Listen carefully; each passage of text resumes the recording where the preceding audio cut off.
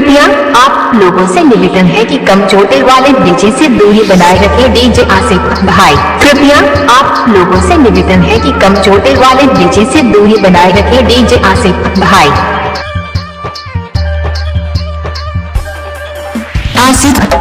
आसिफ भाई गाँव तेरा खुर्द कोठी चौराहा जिला बाराबंकी।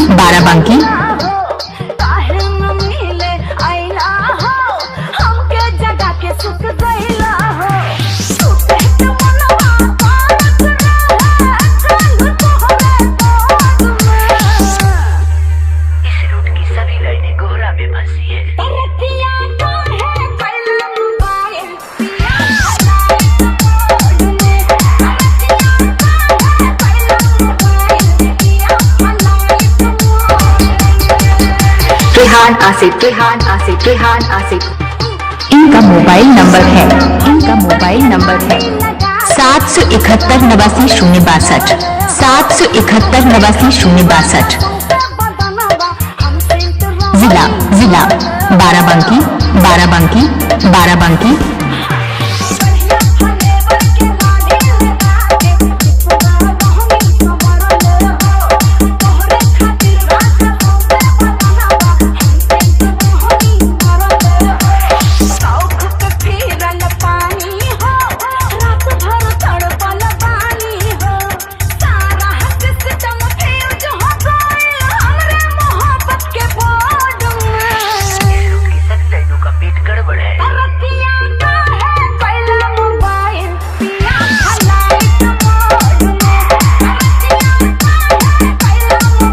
मेरी जानाई लग मचा गया।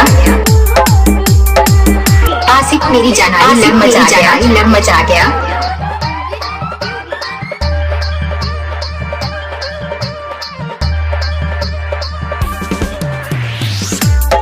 इलाका किसी का भी हो धमाका तो आसिफ भाई का ही होगा। गाँव तेरा खुर्द, किसी का भी हो धमाका तो आसिफ भाई का ही होगा। गाँव तेरा खुर्द।